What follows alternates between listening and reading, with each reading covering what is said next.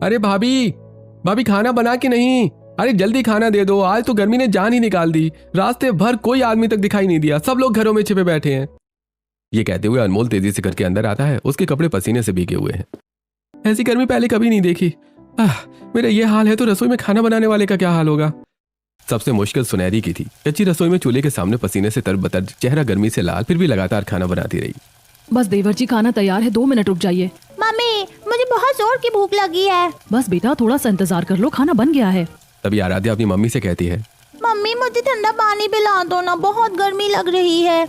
अरे मेरा बच्चा रुको। सुनहरी जल्दी से मटके के पास जाती है और गिलास में पानी भरकर आराध्या को पिलाती है। हाँ कितना ठंडा है।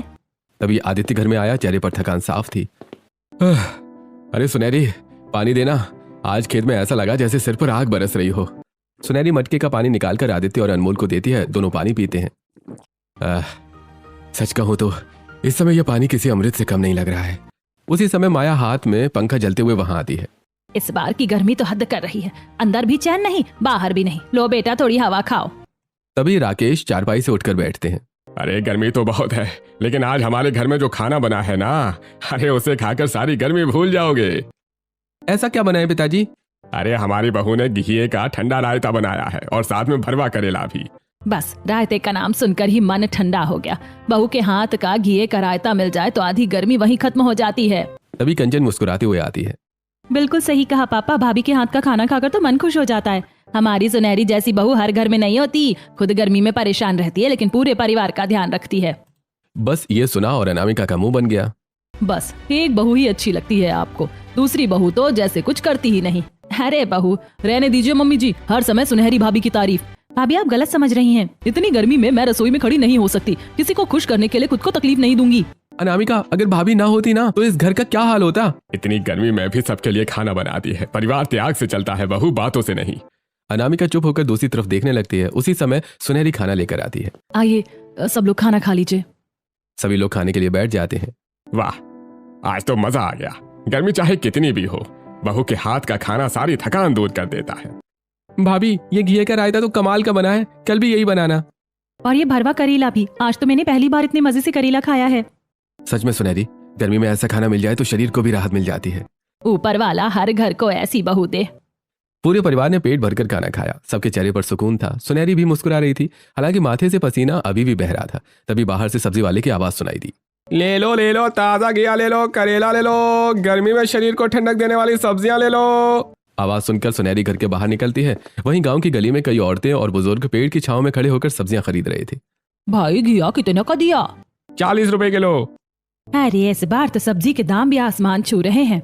अरे भैया इतनी गर्मी बढ़ गई है कि लोगों का घर से निकलना मुश्किल हो गया है, ऊपर से महंगी सब्जियां। तभी कुछ गांव वाली औरतों की नजर सुनहरी पर पड़ती है। अरे सुनहरी बेटी बड़ी मेहनत करती हो तुम। हाँ बहन, जिस दिन से इस घर में बहू बनकर आई हो पूरे परिवार को संभाल रही हो। इतनी गर्मी में भी सुबह से रसोई में लगी रहती है, सच में बहुत हिम्मत वाली है। गांव वालों की बातें सुनकर सुनहरी हल्का सा मुस्कुराई, लेकिन उसके मन में चिंता बनी रही। वो चुपचाप घर के अंदर जाकर सीधा रसोई में चली गई। तभी माया की नजर उस पर पड़ी तो कुछ अजीब लगा। वो भी तुरंत उसके पीछे आ गई। क्या हुआ बहू, तू इतनी सोच में क्यों डूबी हुई है और तेरा चेहरा भी उतरा हुआ लग रहा है? कुछ नहीं मम्मी जी। मुझसे मत छुपा बहू, बता मन में क्या बात है। मम्मी जी सब्जी लेने गई थी पर पैसे नहीं बचे। आज तो काम चल गया लेकिन कल रसोई में कुछ नहीं है, यही सोचकर परेशान हूँ। माया कुछ पल के लिए चुप हो गई। अरे बहू पहले बैठकर खाना खा, खाली पेट चिंता से कोई हल नहीं निकलता। जी मम्मी जी। तू परेशान मत हो, जरूरत पड़ी तो कमला से मांग लेंगे, वो सुख दुख की साथी है, कल का काम चल जाएगा।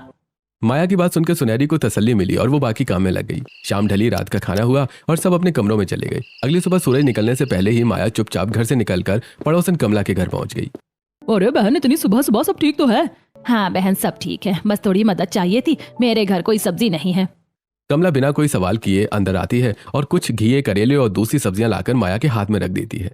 ले बहन इसकी चिंता मत कर, और हाँ सुनहरी को मेरी तरफ से प्यार देना, ऊपर वाला तेरा भला करे बहन। माया सब्जियां लेकर चुपचाप घर लौट आती है और रसोई में जाकर सुनहरी को दे देती है।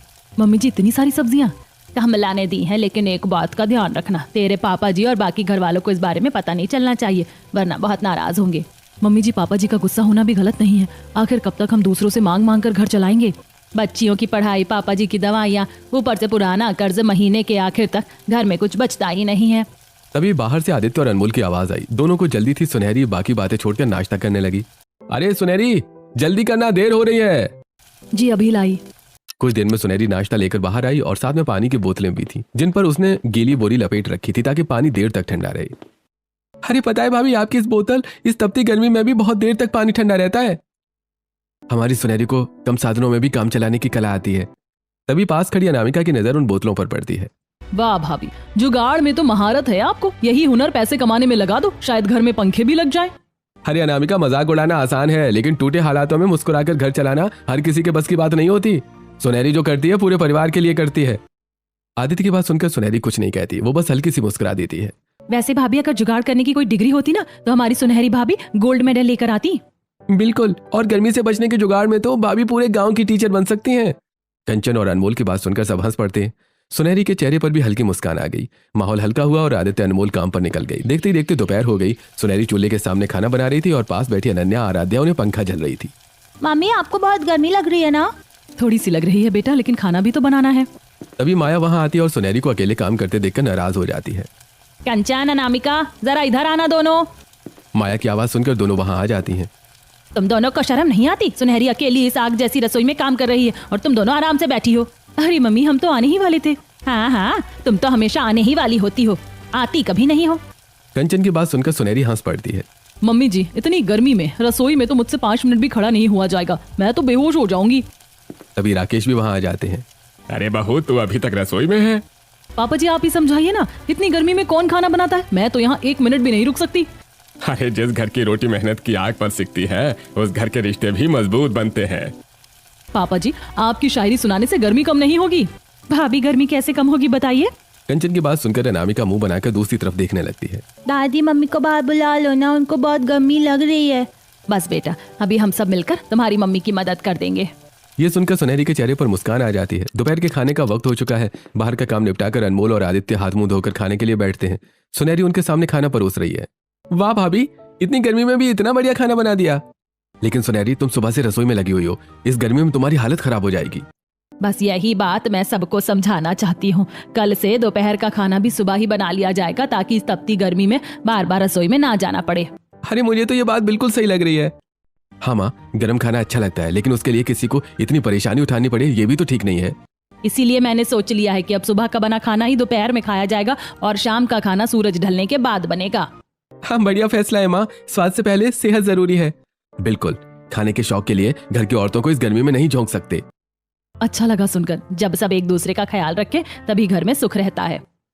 माया की बात सुनकर सबने सहमति में सिर हिलाया। तभी बाहर से साइकिल की घंटी सुनाई दी और एक लड़का जल्दी जल्दी आंगन में आ गया। वो दोनों गांव के बीच संदेश पहुंचाने का काम करता था। सुनहरी दीदी, आपकी माँ ने आपको बुलाया है। मेरी माँ ने? सब ठीक तो है ना? अरे बेटा, पहले फोन लगाकर पूछ तो लो। सुनहरी का दिल घबरा उठा और उसने तुरंत माँ सुमित्रा को फोन लगाया। माँ, सब ठीक है ना? अचानक क्यों बुलाया? अरे पगली, घबरा मत, सब ठीक है। तो फिर आपने बुलाया क्यों? बहुत दिन हो गए तुम्हें देखे।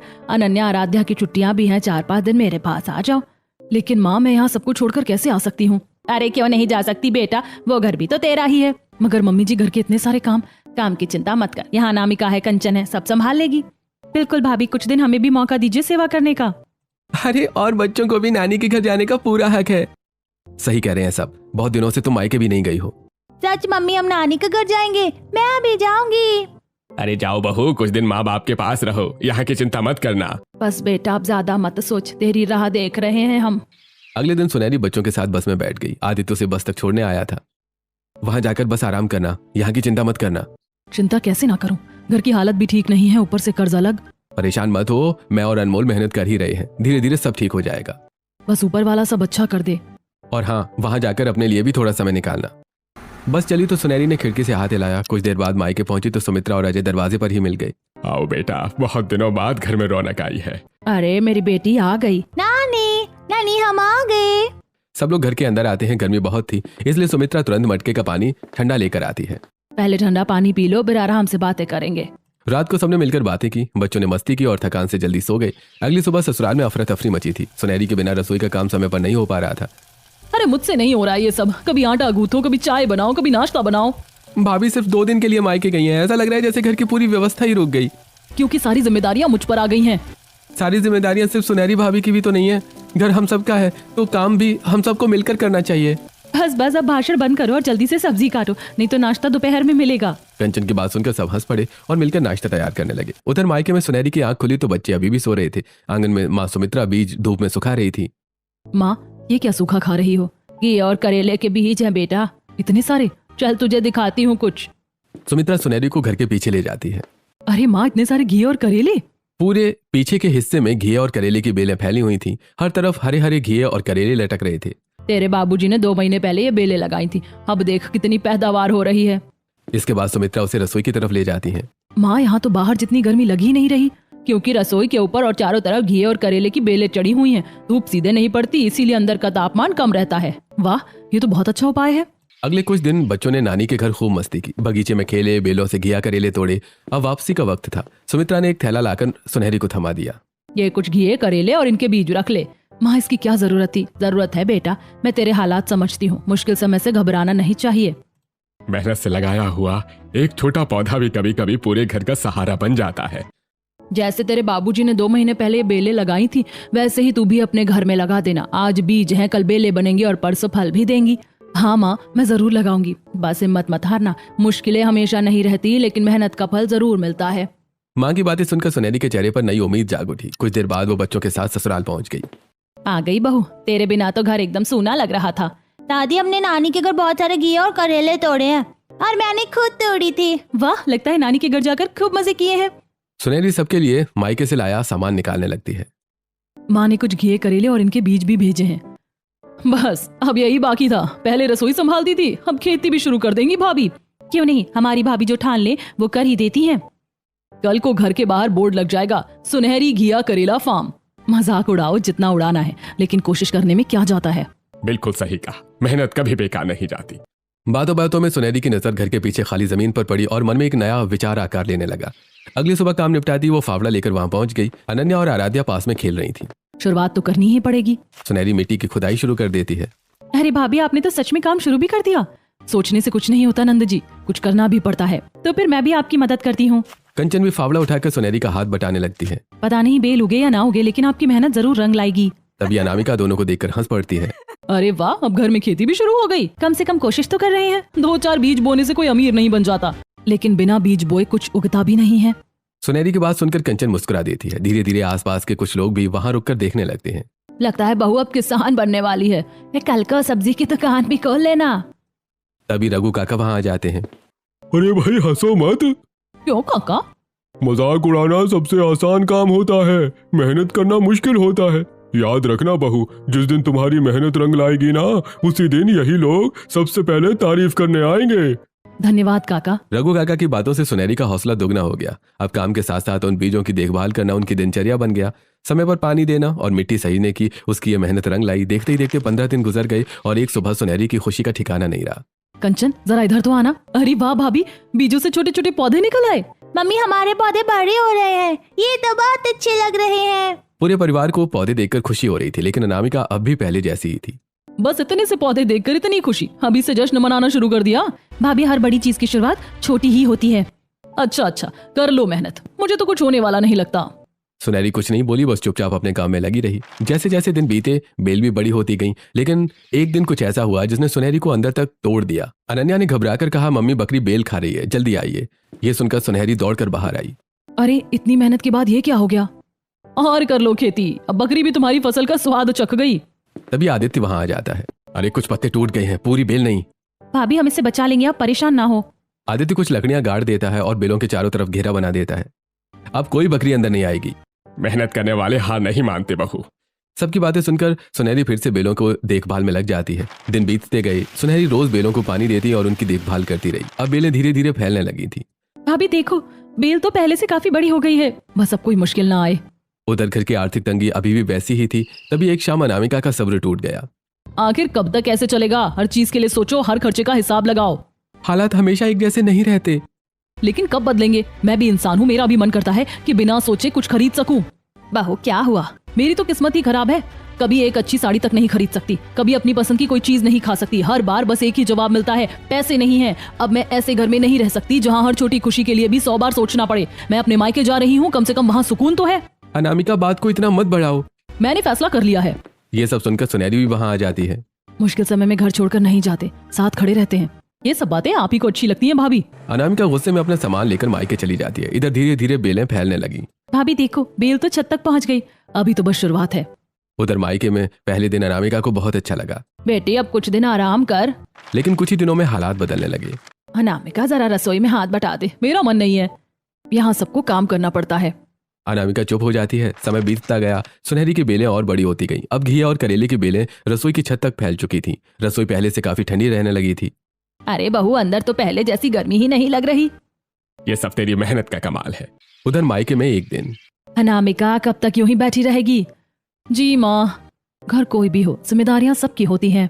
पहली बार अनामिका को सुनहरी की याद आती है। भाभी तो कभी किसी काम से पीछे नहीं हटती थी। देखते ही देखते 2 महीने बीत गए। अब सुनहरी के आंगन में हर तरह के घिये और करेले की बेलें नजर आने लगी थी। कई घिये और करेले भी लटक चुके थे। मम्मी कितना बड़ा गया, और यहाँ करेला भी। भाभी, लगता है अनामिका भाभी का खेती वाला मजाक सच हो गया। सब हंस पड़ते हैं। उधर अनामिका के मायके में एक दिन मोहन के पास अनमोल का फोन आता है। क्या अनामिका अब तक वही बात को लेकर नाराज है? फोन रखने के बाद मोहन सीधे अनामिका के पास जाता है। ये कोई बात हुई? छोटी सी बात पर घर छोड़कर आ गई? भैया, मैं तंग आ गई थी। तंग तो सब होते हैं, इसका मतलब ये थोड़ा है कि अपना घर छोड़ दिया जाए। तेरा असली घर अब तेरी ससुराल है। सुख हो या दुख, साथ वही निभाया जाता है। बेटी, अच्छे समय में साथ देना आसान होता है, अपने तो वही होते हैं जो मुश्किल समय में साथ खड़े रहें। अनामिका चुपचाप सबकी बातें सुनती रहती है। शायद मुझसे गलती हो गई। अगले दिन अनामिका ससुराल लौट आती है। आ गई बहू? जी माँ जी। तभी उसकी नजर आंगन की तरफ जाती है। अरे ये सब? पूरे आंगन और रसोई के आसपास घी और करेले की बेलें फैली हुई थी। कई घी और करेले भी लटक रहे थे। याद है भाभी, आप कहती थी कि खेती से कुछ नहीं होगा। हाँ याद है। सॉरी भाभी, मैंने आपका बहुत मजाक उड़ाया था। परिवार में माफी नहीं, साथ मायने रखता है। अनामिका की आंखें झुक जाती हैं। पहली बार उसे सुनहरी की मेहनत और धैर्य की असली कीमत समझ आने लगी थी। उसी समय सुनहरी की नजर तोड़े हुए घियों और करेलों पर पड़ती है।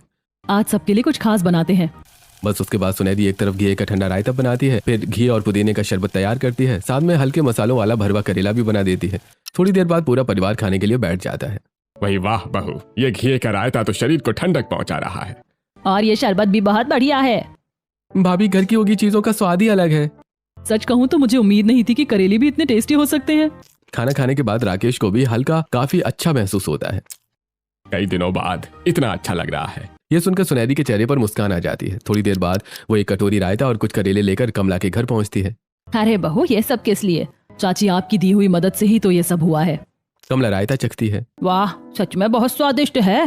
धीरे धीरे घी और करेले की चर्चा पूरे मोहल्ले में होने लगी। समय बीतने के साथ बेलों पर इतने घी और करेले आने लगे कि आंगन भर गया। भाभी, इतने सारे घी और करेले का क्या करेंगी?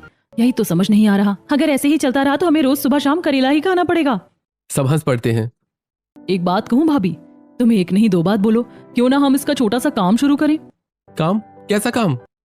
देखिए, आजकल लोग मोबाइल के जरिए घर बैठे बैठे ही अचार, पापड़ और न जाने क्या क्या बेच रहे हैं। जब सब लोग कुछ ना कुछ कर रहे हैं तो हम क्यों पीछे रहे? हम भी तो घी और करेले से कुछ नया बनाकर अपना काम शुरू कर सकते हैं। बिल्कुल, और जो नहीं आता होगा वो मोबाइल से सीख लेंगे। लेकिन लोग खरीदेंगे क्या? क्यों नहीं खरीदेंगे? तेरे हाथ के खाने की तारीफ तो पूरा गाँव करता है। और फिर कोशिश करने वालों की हार नहीं होती बहू। भाभी, लोग घर का बना अचार, चिप्स और हेल्दी ड्रिंक खूब पसंद करते हैं। तो फिर हम भी शुरू करते हैं। नाम रखेंगे सुनहरी की घिया और करेले की रसोई। नाम तो बढ़िया है। सबकी सहमति के बाद छोटा सा घरेलू काम शुरू करने का फैसला होता है। अनमोल और आदित्य बाजार से पॉलीथीन, डिब्बे और स्टिकर ले आते हैं। अब तो हमारी भी पैकिंग होगी। सुनहरी करेले को काटकर सुखाने रख देती है। कुछ करेलों का मसालेदार अचार तैयार करती है। वहीं घी, पुदीने और ठंडे मटके के पानी से शरबत बनाती है। कुछ करेले पीसकर उनका जूस भी तैयार किया जाता है। भाभी, मैंने मोबाइल में देखा है कि कई लोग करेले का जूस सेहत के लिए पीते हैं, खासकर शुगर वाले लोग।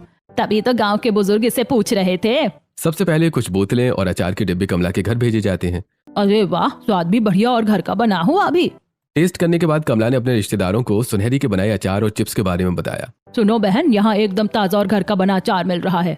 अगले ही दिन कमला अपनी 2 सहेलियों को लेकर सुनहरी के घर पहुंच जाती है। हमें 2 डिब्बे अचार दे देना और 2 बोतल शरबत, और ये लो तुम्हारे पैसे भी।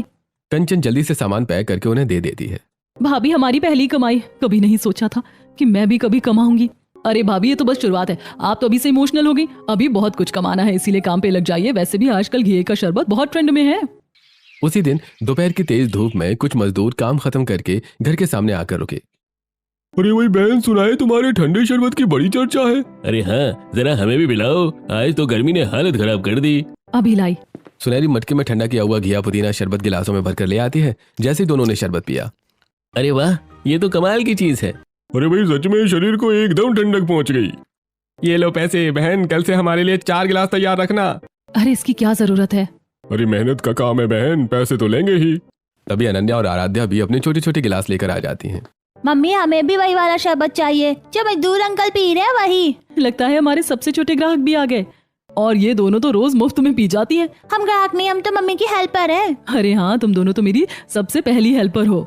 समय बीतने के साथ सुनहरी की ठंडी रसोई की पहचान पूरे गांव में बन गई। कोई घिया पुदीना शरबत लेने आता, कोई करेले का अचार तो कोई करेले की चिप्स। भाभी आज फिर अचार के 5 डिब्बे कम पड़ गए, और ये करेले की चिप्स भी खत्म होने वाली हैं। अब घर के एक कमरे को पैकिंग के लिए अलग कर दिया गया था। लगता है अब पहले से ज्यादा तैयारी करनी पड़ेगी। लो भाभी, और डिब्बे और पाउच ले आया हूँ। गांव के सभी लोग अब इस काम की चर्चा करने लगे थे। हमारी सुनहरी बहू ने तो कमाल कर दिया। मैंने पहले ही कहा था मेहनत कभी बेकार नहीं जाती। अरे याद है, कुछ लोग इसका मजाक उड़ाते थे। अब सिर्फ गांव ही नहीं, आसपास के कस्बों से भी ऑर्डर आने लगे थे। भाभी देखो, फिर नया ऑर्डर आया है, और इस बार तो दूसरे शहर से है।